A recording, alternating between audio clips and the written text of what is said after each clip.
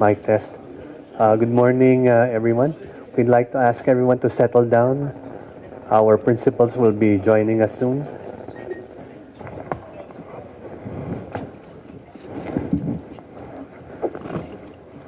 We'd like to welcome you to the Philippines-Japan Defense Ministerial Meeting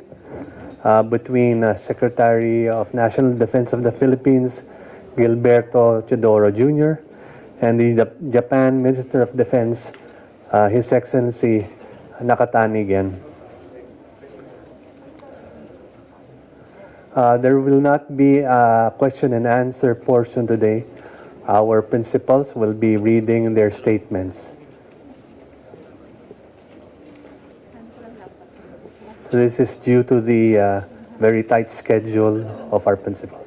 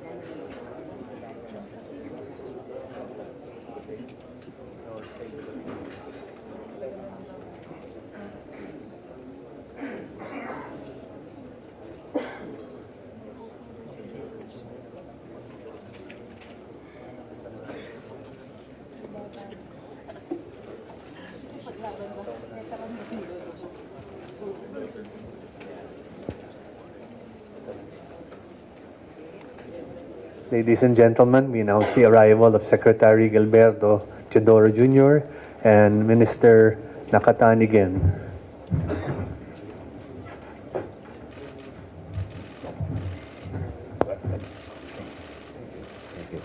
Good morning, ladies and gentlemen. We'd like to ask you to please take your seats. Welcome to the Philippines-Japan Defense Ministerial Meeting. We'd now like to invite Secretary Teodoro to give his statement. Thank you, His Excellency Ambassador Endo Kasuya, and His Excellency Minister Nakatani again, and members of their delegations, members of the media, friends. Pleasant good morning to each and every one of you. Today is the culmination of a two-day visit of the Defense Minister of Japan, His Excellency Nakatani again, upon my invitation on the sidelines of the ADMM Plus last year. And we are truly honored to have received His Excellency here on a two-day working visit where a lot of enhancements and discussions have been done to move forward our already robust defense relationship and alliance. As you know, Japan is one of our closest partners, not only now in the security and defense field, but also in the political and economic and social cultural sphere. Japan has been a partner in Philippine development, in sustaining internal peace and security, and in disaster resilience efforts to strengthen our communities. A significant milestone was the signing of the Reciprocal Access Agreement between Japan and the Philippines last year, and we look forward to its ratification by the Japanese Diet this year so that we can, shall we say, get to the ground running at full speed in implementing the Reciprocal Access Agreement. This meeting was an exchange of views on regional security issues, on the Indo-Pacific, in the situation in the East Sea and the South China Sea, and most importantly, on our shared initiatives moving forward, not only on bilateral security enhancements, but also in promoting a sustainable, economically beneficial, and defense sustained defense industry partnership. We also took stock of the Philippines' defense capabilities, and we are very thankful for being the recipient of official security assistance from Japan, the first such recipient and the second. We look forward to our future multilateral engagements in accordance with the instructions of His Excellency the President Ferdinand R. Marcos Jr. We are not only to enhance existing alliances in terms of the scale of mutually cooperative activities, but also to the scope of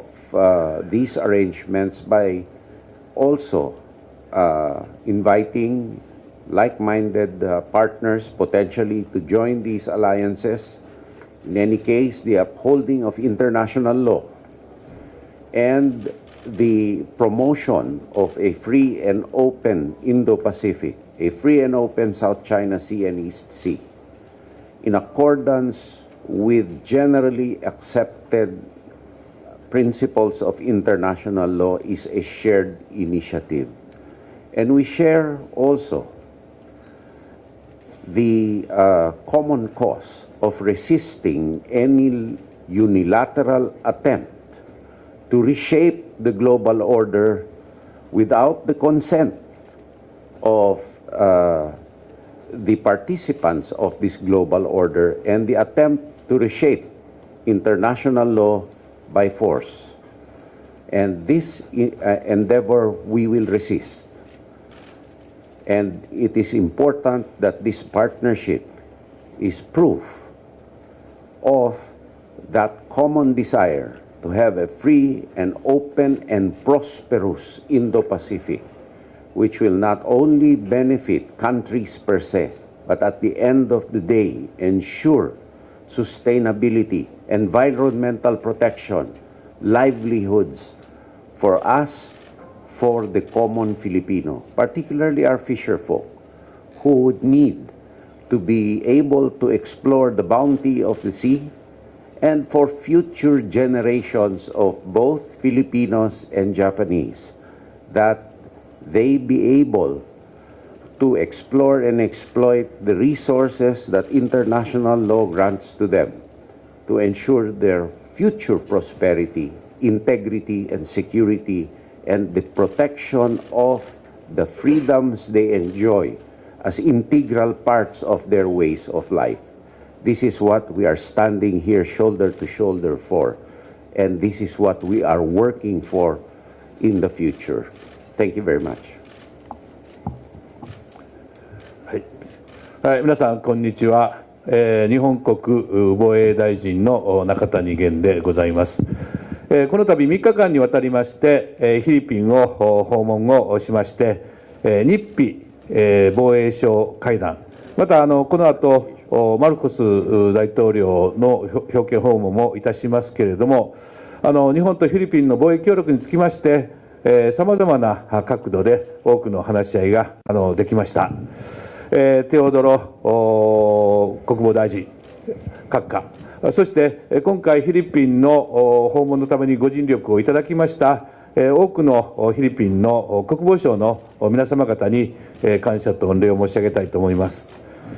今回の訪問でありますが、まず昨日テオドロ国防大臣のご案内でバサ空軍基地、そしてワレス空軍基地を視察させていただき、南シナ海を含む地域においてフィリピンが果たしておられます大きな役割、これを実感することができました。特に日本製のレーダーが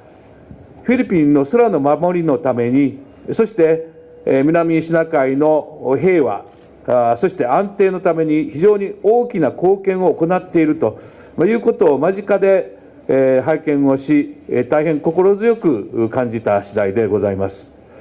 そして本日、日菲防衛相会談でありますが、まず最初に私がテオドロ国防大臣との間で、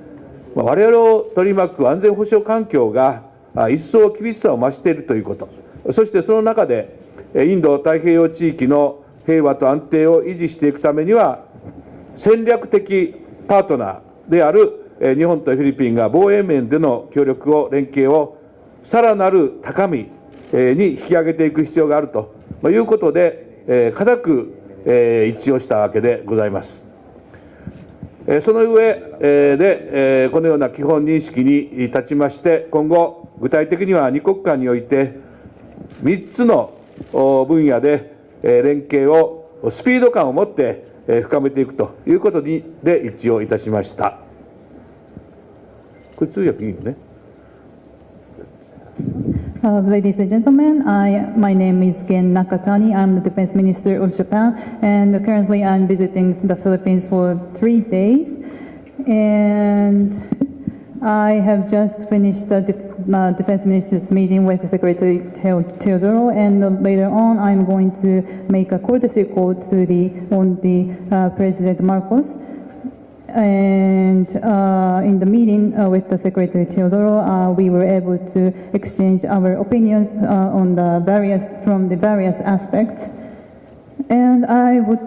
first of all, I would like to thank Secretary Teodoro and the members of the Philippine Department of National Defense for their dedication to realize my visit to the Philippines this time. With regard to this visit, I first visited Basa Air Base and Wallace Air Station yesterday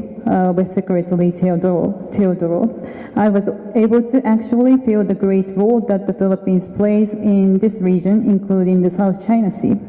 In particular, I was very encouraged by my close observation that Japanese air surveillance radar systems are making an extremely large contribution to the air defense of the Philippines and the peace and stability in the South China Sea. And in today's Japan-Philippines Defense Ministers meeting, first of all, Secretary Teodoro and I firmly concurred that the security environment surrounding us is becoming increasingly severe and that it is necessary for the two countries as strategic partners to further enhance defense cooperation and collaboration in order to maintain peace and stability in Indo-Pacific amid such a situation. はい、で3つの点で、スピード感を持って、実施することを一致したんですが、その3点、第一に運用面における連携強化であります。二国間及び多国間の共同訓練、機構など部隊間交流が進展してきたことをテオドロ国防大臣との間で歓迎を申し上げ、そしてこれまで積み上げてきた両国間の協力をさらなる高みに引き上げていくべく、運用担当者の間でハイレベルでの戦略的対話、これを新たに立ち上げ、そこで深い情報共有、高度な運用面での連携に向けて具体的に議論を進めていくということで一致をいたしました。また、軍事情報保護の在り方について、防衛当局間で議論を開始するということでも一致をいたしました。第2に、人的交流の強化であります。昨日もワレス空軍基地で活躍をしている防衛大学校の学生、出身の学生とお会いをすることができましたが、この日本で学んで、フィリピンの基地で現実に働いておられると、このように教育交流を通じて両国の架け橋となる人材が育っているということに歓迎を申し上げるとともに、今後とも引き続きハイレベル交流、また防衛大学校等への留学生の受け入れなど、重層的な人事交流、人的交流を推進するということを確認をさせていただきました。第3点は、防衛装備、技術協力、これのさらなる推進でございます。すでに契約済みの日本製警戒管制レーダーにかかる協力が進展をしていることを確認をした上で、さらに双方の利益となる形での協力を進めていくという観点から、防衛装備当局間のハイレベルの対話の新たな立ち上げと、日本の官民ミッションのフィリピンへの派遣についても一致をいたしました。これに加えまして、日米豪非、また日米非など同盟国、同志国による連携を今後さらに深めていくことにつきましても、テオドロ国防大臣との間で認識を一致させることができました。今後とも我が国としましては、日菲の連携を強化をいたしまして、インド太平洋地域の平和と安定の確保のために全力で取り組んでいく決意であります。この後はマルコス大統領に表敬訪問をさせていただきますが、防衛や安全保障のお話もさせていただきます。私の方から以上です。ありがとうございました。And in addition, based on this basic recognition, we share the view that we would deepen bilateral cooperation in 3 specific areas with a sense of speed. The first is to strengthen operational cooperation. Having welcomed that advancement of bilateral and multilateral training and unit-to-unit exchanges, including protocols, with Secretary Teodoro, we agreed to establish a strategic dialogue between high-level operational action officers and advance specific discussion toward deeper information sharing and advanced operational collaboration in order to further elevate bilateral cooperation, which has been built up thus far. We also agreed to commence discussion between defense authorities on military information protection mechanism. And the second thing is to enhance people-to-people exchange. Yesterday at Wallace Air Station, I was able to meet with a graduate of Japanese National Defense Academy. Those graduates graduated from the National Defense Academy, and they are now serving in the Philippines, and they are playing active roles at the Wallace Air Station. I would like to welcome the fact that human resources who serve as the bridge of both countries have been developed through educational exchanges, and confirm that we will continue to promote multi-layered people-to-people exchanges, such as higher-level exchanges and acceptance of international students on National Defense Academy. Third thing is the further promotion of defense equipment and technology cooperation. Having confirmed that cooperation on contracted Japanese air surveillance radar system is in progress, we also concurred the launch of a new high-level dialogue between the defense equipment authorities, as well as the dispatch of Japanese public and private mission to the Philippines from the perspective of further advancing cooperation in mutually beneficial manner. In addition, I was able to share the view with Secretary Teodoro to further deepen collaboration between allies and like-minded countries, including collaboration between Japan, US, Australia, Philippines, and the collaboration among Japan, US, Philippines. And Japan will continue to strengthen Japan-Philippines cooperation and make every effort to ensure peace and stability in the Indo-Pacific region. I will now pay a courtesy call on President Marcos, and I am hoping that we can discuss the security and the defense issues in the meeting. Thank you very much. Thank you very much, Your Excellency, Minister Nakatani, and Secretary Teodoro. That concludes our press briefing today. We'd like to thank our principals for their time, and we'd like to thank all of you who are in attendance for your time as well.